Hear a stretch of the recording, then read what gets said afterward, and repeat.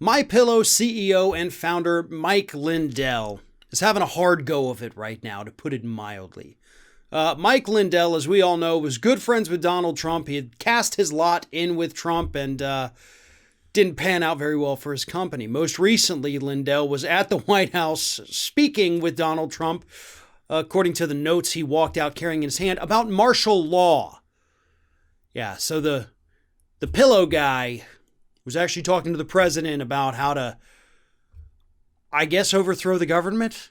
In the months prior to that, Lindell had been pushing these bogus conspiracy theories about the election being stolen, that Trump actually won and Biden lost and all this.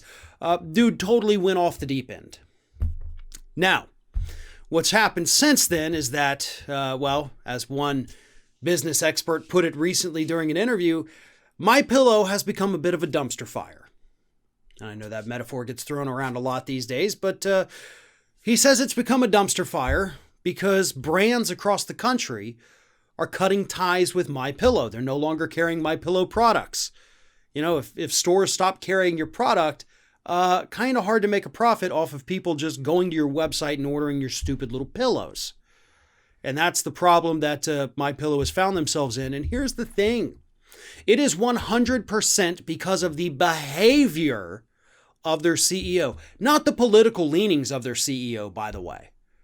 There are plenty of companies out there being run by hardcore ultra conservatives that are doing just fine. You know, Georgia Pacific, Domino's at one point, I don't know if he's still the CEO, but the guy who owned the entire Domino's company wanted to create a religious village in the middle of Florida at one point. We talked about it way in the early days of Ring of Fire. So he was a bit of a right-wing fanatic. Founder of Home Depot, huge right-winger.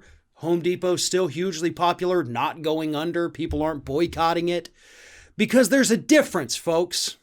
And this is what Mike Lindell is learning the hard way.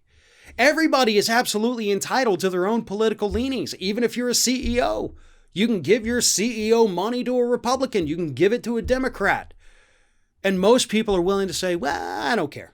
I'm still going to go here. I'm going to buy your refrigerator. I'm going to buy your product. I'm going to order your pizza. Whatever it is. Because, yeah, you can have your political leanings. You're not in my face about it. And more importantly, you're not plotting to overthrow the federal government. You didn't go full crazy, basically, is the difference, right? Everybody has their political leanings. That's okay. What's not okay is advocating for the overthrow of the U.S. government. You know, they've got to have a line somewhere, and that's a pretty good line to have. So the MyPillow guy is finding himself, I guess, in a similar situation to Papa John. Now, Papa John was not advocating the overthrow of the U.S. government, but Papa John was caught making some slurs.